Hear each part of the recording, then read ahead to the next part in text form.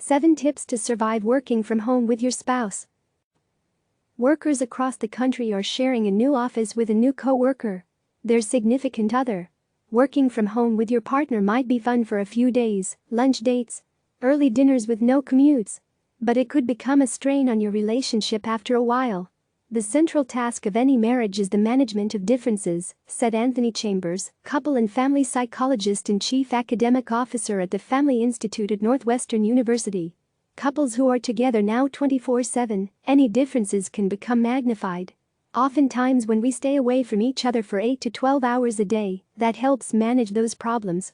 Acknowledge the shift. This isn't going to be easy.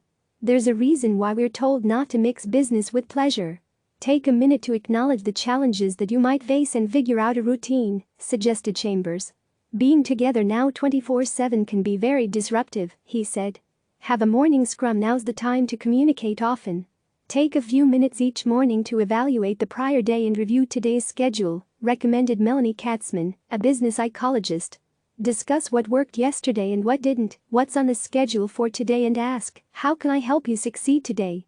Or what is it you need from me? She suggested. Avoid the bedroom during work hours if possible. Try and work in separate spaces and avoid setting up shop in the bedroom. The bedroom needs to be a place where you just chat, sleep, or be romantic, said Kathy Marshak, a psychologist in Oregon. You want it to be more of a family and couple space, not your workspace. Have a designated do not disturb place. There's nothing worse than being disrupted when you are on a roll with a project or have to really focus to meet a deadline. Pinpoint workspaces or times of the day when you need absolute focus and ban any distractions. At the same time, find ways to demonstrate you are available for interruption.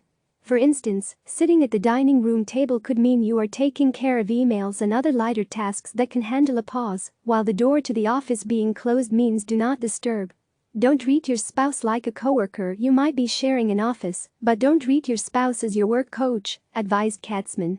Even though you miss brainstorming with your colleagues or turning to your office mate to discuss the awkwardness on the last conference call, don't just turn to your spouse. You are likely already sharing added domestic and childcare duties. Don't add work burdens on top of all that. Plus, it's good to continue to stay in touch with your colleagues.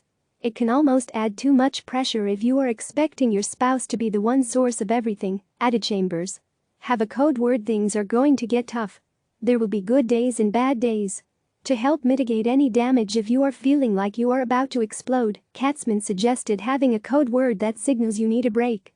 It can be an inside joke or a code word to be able to signal, I've had it, I can't even speak, I am just about to burst, she said. Blame Frank. We could all use a scapegoat these days. So why not create an imaginary one to avoid pointing fingers? Blaming an imaginary coworker or house staff like, I can't believe XXX didn't take the dishes out of the dishwasher. Or XX is such a loud worker. Breaks the tension, said Katzman. It breaks the tension. It's okay to laugh. We can't be in constant overdrive. Click subscribe to receive the latest news.